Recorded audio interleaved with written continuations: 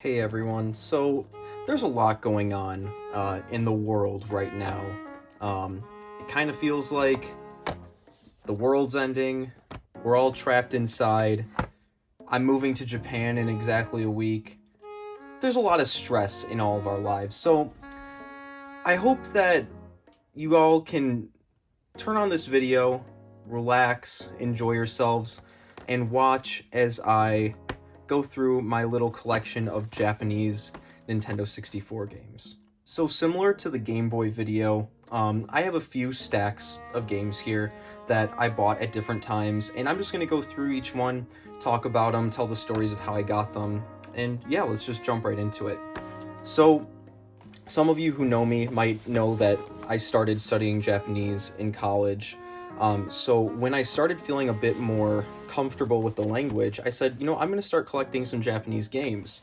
And maybe, they'll help me learn the language a bit, even if it's just something as simple as reading menus. So these 4 games that I have here, I bought on eBay a few years ago, and these were the first Japanese Nintendo 64 games that I ever bought.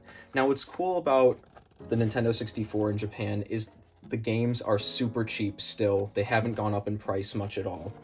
So getting these games in their boxes, you're going to be spending, $10 to $20 per game. It's not going to be a fortune like it is for the boxed US releases. So the first game that I have here is Kirby 64. I'm going to move these out of the way a bit. Kirby 64 and the Japanese N64 boxes are about the same size as the American ones, but the designs on them are just completely different. So I'm not going to open all of them up, but I do want to open Kirby up just to show an example, because we've been looking at this one here for quite a bit. So here's the cartridge. Obviously, for those of you who have played the American release, the art is completely different on there. And then it wouldn't be one of my collection videos without looking at the papers, as I like to call them. So here's Kirby's manual. I feel like not that many people have ever seen N64 manuals, just in general, because it is just so uncommon to find these games in boxes in America, but sticking with the usual style of Japanese manuals, it's very cute and colorful, but you wouldn't expect any less from a Kirby game. So I'll just flip through this really quick. Nothing too crazy. And look at that. So there's Kirby. Let's move on. Oh, and just really quickly, I wanted to show this, because this isn't part of the manual, but it was in the box as well. It's like made of a very thick paper. Almost like feels like construction paper, but it just shows the controls and stuff. And I thought this was cute. Some screenshots from the game. But yeah, I just wanted to show that really quick. Okay, next up is what we know as Pokemon Stadium 2. However, in Japan, this was called Pokemon Stadium Gold and Silver, obviously because of the Generation 2 Pokemon games. And I just love all of the classic 3D renders that they use on the back of this. The art on the side is really cool as well, and the box is all gold and silver. Very cool. Now, I feel like Pokemon Stadium 2 has gone up in price quite a bit in America, but the Japanese version is like dirt cheap. I'm talking like one of the cheapest N64 games you could buy. All of the Pokemon N64 games are super cheap. And you'll probably notice, if you've played the American release, this cartridge is just a regular gray cartridge, unlike the US release, which was the front half was gold and the back was silver, but they did this cool shiny label instead, which I also like a lot. And then we can take a quick look at the manual, because not a lot of people will probably get a chance to look through these. Oh, and there's like these little safety instructions in here. But yeah, it's just super cute. Some screenshots from talking about how you can play the Game Boy games if you have the transfer pack and all that. Jigglypuff. But yeah, other than that, standard, very standard manual affairs here. Nothing crazy. A lot of text. So I'm going to move on from this one, but there's the Japanese Pokemon Stadium 2, and also here is another one of those. I haven't looked through all of these boxes so in depth. I usually just pull the games out and play them, but This is the second one that has this, like, thick controller diagram. So I'm guessing we're going to see this a lot. And here's the Pokemon weakness and strength chart with all the Japanese types. There we go. So let's move on from that. Alright, and next in this stack of eBay purchases from a couple years ago is Star Fox 64. Sorry, I'll show the box before I get into opening it. I'm just, you know, that excited because I just love opening boxes. I don't know. Does anyone else out there just get as much joy from just looking, like, not even, like, of course I love playing the games, but does anyone else out there just love looking through retro game boxes like this? I'm sure I'm not the only one, but very different label art on the Japanese Star Fox 64 cartridge. I like it a lot. Very action oriented. Looks very cool. And then here is, again, another one of these controller diagrams.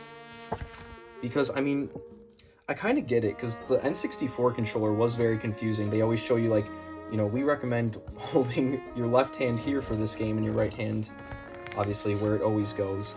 But, I remember, you know, trying to show my sister how to play the N64, and, I mean, she was like, it's weird to hold your hand in the middle of a controller like that, but I understand how, for people who aren't used to the N64 controller, how there could be confusion about how to hold it. But, again, very, you know, standard menu. A lot of text. I was honestly not expecting that much text for what is a fairly simple game. So we'll move on from that. But there's Star Fox 64. I like the outside of the manual a lot. Super cool. But anyway, let's move on to the last one of this little stack here. So here is Paper Mario for the Nintendo 64, also known as Mario Story in Japan. This is probably what I would consider my favorite Nintendo 64 game of all time. Now, in America, of course, this game is super expensive. You're probably going to be paying $50 for the cartridge alone.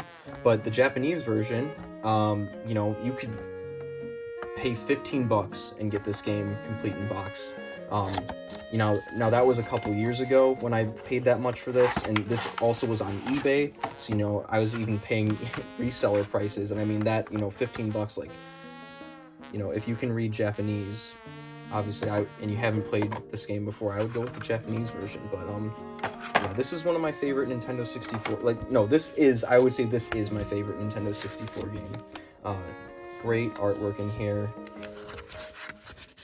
as I don't find any there. The original Mario 64 art, it just hits different than the rest of the series. I swear, it is so different. Like, Princess Peach looks so different. Mario looks so different than he does in the rest of the Paper Mario series. Just very cool. I love this game so much, and, you know, it's so hard to get American N64 games in the box, let alone cartridge only. I mean, so here's the thing. So N64 games in Japan right now are so cheap. Like, they are so cheap. I feel like it just hasn't, you know, I don't know if people aren't nostalgic for the N64 in Japan, but, like, it is one of the cheapest consoles to collect for. So that's why, and it's also, you know, one of my favorite consoles. So for me, that works out perfectly. But, you know, I don't know, if your favorite console is the Sega Genesis, don't bother buying Japanese versions of Sega Genesis games, because they're honestly more expensive than the English releases. But N64, if you love the Nintendo 64, you're gonna want to go to Japan. So I'm gonna move on to the next little stack now. Sorry for rambling. And before I move on to games that I actually bought while I was in Japan the last time, I want to talk about this copy of Banjo Kazooie, or Banjo Kazooie no Daiboken, Banjo and Kazooie's Big Adventure.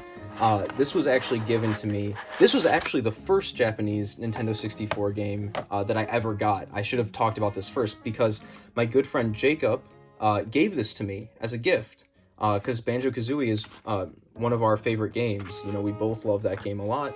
So he got me the Japanese version as a gift. Thank you so much, Jacob. He gave me this a while ago. I'm talking like a few years ago now. But this was my first ever Japanese N64 game. So I wanted to show this. Thank you again, Jacob, for giving this to me. But I love Banjo Kazooie so much. And it is so cool because, again, it is so hard to find N64 games in the box in America. And if you do, you know, you're going to be paying very, very high prices for them. I only own 2 boxed Nintendo 64 games. I mean, obviously, American N64 games. And I got them when I was a kid, when people were, trying to get rid of their Nintendo 64 stuff because they all wanted the GameCube. And that's the only reason why I have them, and they're both in very beat-up condition, unfortunately, from the people who owned them previously. So again, thank you, Jacob, for giving this to me all those years ago. It is in very good hands. I love this game so much, so it's very cool to own the Japanese version of it. And here, I'll show I don't know if I showed the back of the box, but very cool. Very beautiful. Alright, so this next stack that I have sitting here, these are all N64 games that I bought while I was studying abroad in Japan back in 2018. So I don't think prices have changed that much, but a lot of these are still in their protective plastic because obviously I own the US versions of a lot of these. And this video would be like 3 hours long if I opened all of these up and looked at them, and so maybe I'll do that another time. But like I said, I am moving to Japan. I'm not taking my entire collection with me. So these will be, being kept safe here. So I just want to kind of run through these, talk about where I found them, how much I paid for them, just to show you how crazy cheap N64 games are in Japan. So here is the first Mario Party. This is what, like a $50 or $60 game in America for the cartridge only. So this I picked up at a book off in Japan, that's the name of the store, for 750 yen, which is, $7. Mario Party 1 complete in box. I really love this game. I know the first Mario Party kind of has a bad rep, but I like it a lot, and I can't believe, going to Japan that first time, I, didn't understand why these games were so cheap, but that's just the way it is. So let's continue here. Next is Yoshi's Story. I love the artwork on this box. This was another one from a book off, which is, for those of you who don't know, book off is it's basically like a resale shop. Most of their inventory is going to be books, obviously, hence the name. A lot of manga, you'll find game guides, but they also have huge video game sections, at least most of them do, and you'll find lots of cool retro stuff there. It's not like a Goodwill, where you'll find maybe some Connect sports games. If you're lucky, you'll find stuff there basically no matter what. There's always retro stuff at book offs in Japan. But you'll see here, I paid 250 yen. It's like $2, $2.50, for Yoshi's Story complete in box. So very cool to have that. The next one here is Diddy Kong Racing, another one of my favorite Nintendo 64 games of all time. This one, I would say this game is better than Mario Kart 64. I 100% stand by that. I think this game is way better than Mario Kart 64, so feel free to fight me on that, but I have proof. Watch the review on my channel. That's all I have to say. But I paid $5 for this game, complete in box. $5. I think the cartridge in America goes for like $20 or $30 now, probably. Next is Donkey Kong 64. Another game that people kind of have some mixed opinions on. I finally got around to playing this game for the first time, and while I do understand the complaints, I really enjoyed this game. I don't think it's as bad as people like to say it is, but it does have issues. But this game I paid $5 for at a book off. Very happy to have it. And yeah, if you haven't played Donkey Kong 64, give it a chance. It's, people like to hate on it nowadays, but, I still think it's a good game that people should not overlook. And this one's still pretty cheap in America, Donkey Kong 64. You could get the cartridge for like maybe 10 or $15. So So yeah, give it a try. And the last two here that I bought in Japan, these are both of the custom Robo games, which are exclusive to Japan. We got a few custom sorry, that's so hard to say. We got a few custom Robo games in America. I believe we got the GameCube one and the one on the DS, but these were the first two. And if you haven't heard of these before, they are like 3D action games, like 3D arena fighters, I would call them, where you customize a robot and you fight with other people who have custom robots. It's really cool. And for these games, these are 2 Japan exclusives again, so you won't be finding them at all in America. And I paid just under $10 for each game here. And I said the last games that I picked up in Japan, but that actually is not true because I forgot that I left this one off to the side. This is the Japanese release of Pokemon Snap. Now this one I do want to open up because this one came in a very different box. Obviously you'll see here, like, look at the size difference. It almost looks like a VHS box. And I really like the box art in this one. It looks like a camera, obviously, because that's what the game was all about, taking pictures. I love the 2D art of Professor Oak, and I don't remember what the character's name was in this game, but I really love this game. But let's open this one up because it came with some cool stuff. Oh, and also this one was 250 yen, so like $2.50. So very cheap. Like, you're not gonna find this game for that cheap in America. But here's the cartridge, still in the little baggie. You can write your name on it if you want. But this came with stickers. Now, I don't know if these just came with every copy or if these were some that the person who owned this had printed. Like, these might have been pictures that they took in the game, because I know you could do that, but... Oh, and here's another price sticker. But yeah, these were in here, and I need to do a little research on that, because I don't know if they came with the game or if the person, like, had those printed, because you could print the photos you would take in the game at those, Pokemon Snap printing stations that would be in stores. But here's another one of these little how to hold the controller things, which is really cool. I don't know if we got the 2D art in America.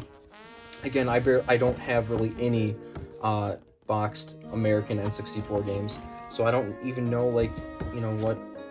I know what they look like from seeing them online, but I don't know what kind of things we saw in the manuals and stuff over here.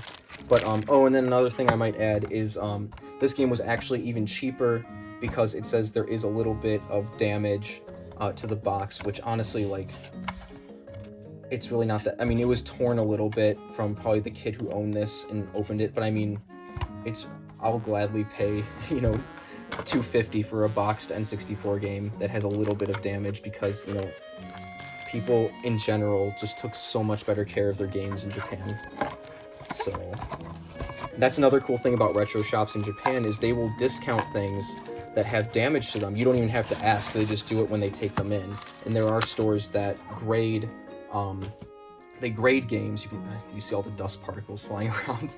They grade games, and you know, they'll take their games in and they'll sell them for either more or less, depending on the condition, which I wish stores in America did that, but oh well.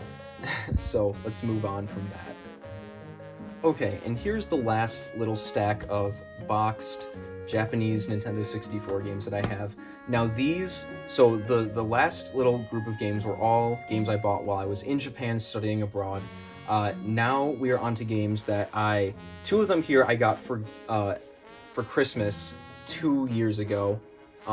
It was the year that I came back from Japan, and it was that Christmas, and obviously I was missing Japan. So my mom bought me the 2 Zelda games for the Nintendo 64. And they were, of course, boxed and cheap because these games aren't expensive in Japan like they are here. I mean, in America, the cartridge only will probably go for, you know, $40 at this point. I don't really know, but yeah, these are... I remember seeing... I would see copies of the the Zelda games in Japan. You know, you can buy them in the box for $15. But I didn't pick them up while I was there because I was trying to find exclusives, and I ended up buying just some cheap non-exclusives as well. But here's the manual, which I love this art. I love this art on the back as well. And we can flip through really quick. But yeah, so I got these 2 games for Christmas. I can't imagine that she paid that much for them because, you know, that's what's cool about collecting Japanese games, is they're just so much cheaper. And it's cool because, you know, if you're learning Japanese, you can honestly use games to just get you some practice reading, you know? I always joke and say that Paper Mario taught me how to read when I was a kid, especially, you know, the fact that I would often get stuck in that game and have to use the strategy guide to figure out what to do next. I mean, when you're a kid and you want to finish a game, especially one that requires reading, I mean, you're gonna push yourself to learn how to read. But here's Majora's Mask. Love the box art on here. Very different from the US release. It's just so cool. I really hope that they put N64 games on the Switch eventually. I'm not holding my breath, but I really hope they do it eventually. I'm not going to say soon because it took them, what, 2 years to put Super Nintendo games on there? But here's the cartridge. They didn't do the gold holographic cartridge like we got, but I mean, still a really cool design. I like that a lot. And we can flip through the manual really quick just to see. Here's the back. Super cool. But I think Majora's Mask had the best character art and designs. I love the dark shadows that they used on basically, you know, just every character. That was just the art style for this game. It's just so unique. And for the remake on the 3DS, like the official art for that game, they kind of did away with that. And I feel like it, you know, you don't need me to tell you, there's that one video by Narrow that gets joked about for being in everyone's suggested videos, but I still prefer the original version of Majora's Mask. But so those are the Zelda games, and no resale. So whoever sold this to my mom, you're going to jail. Okay, so the next game we have here, and I'm sorry, you might hear my dogs barking in the background. They must hear someone at the door. Maybe it's people trying to break in to get our toilet paper or something. But that just dated this video. If people are watching this and the coronavirus scare is over, I'm sorry for the outdated joke. But anyway, this is Bomberman 2, or Baku Bomberman 2, excuse me, but also better known in English as Bomberman 64: The Second Attack, which is one of the most expensive American N64 games.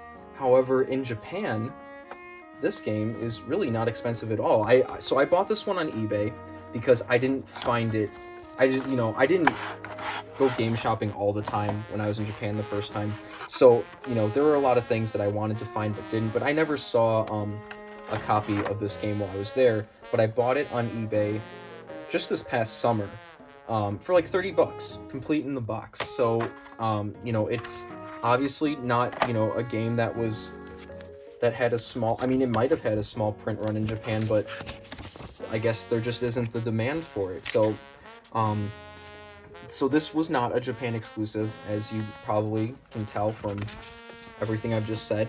But this is a really hard game to find in America, and a very expensive game. So yeah, I imported the Japanese version, and you know, I have my modded N64 here, so I can play Japanese games on it. And yeah, this game's really cool. I'm glad I finally own it. Look at this frog. But yeah, so that's the story of Baku Bomberman 2, or as we would know it as Bomberman 64: The Second Attack. A very good Japanese N64 game to buy if you don't want to pay the, $400 for an American cartridge. So there's that, and then I've got a couple more games off to the side here. Alright, and the last two games here are Snowboard Kids 1 and 2. These were the last two Japanese N64 games that I bought on eBay from Japan, but obviously I bought them here. And these are two of my favorite games for the Nintendo 64. And I actually bought the Japanese versions because I do own a cartridge of the US version of the first Snowboard Kids, but honestly, Snowboard Kids 2 is where it's at. But yeah, Snowboard Kids 2 is like amazing. This game's great, Snowboard Kids 1, but Snowboard Kids 2 is amazing.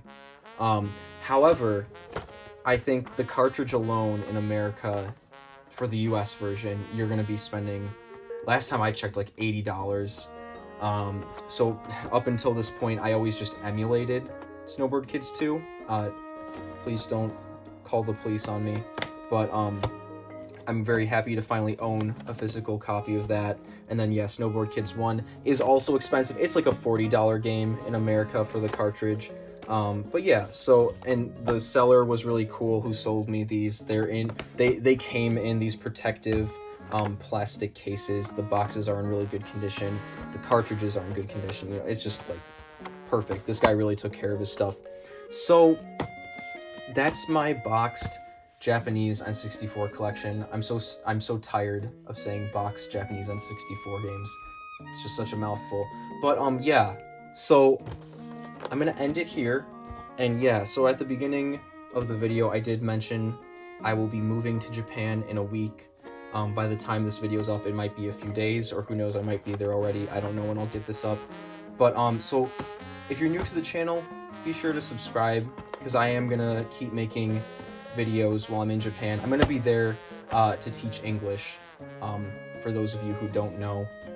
So I'm really excited. I'm gonna be out there, gonna be with some friends, and gonna be definitely collecting games, still playing games. And yeah, I'm really excited. So be sure to stick around, subscribe if you haven't, because yeah, I'm gonna be making videos in Japan real soon. So take care everyone, have a good day, and thanks for watching.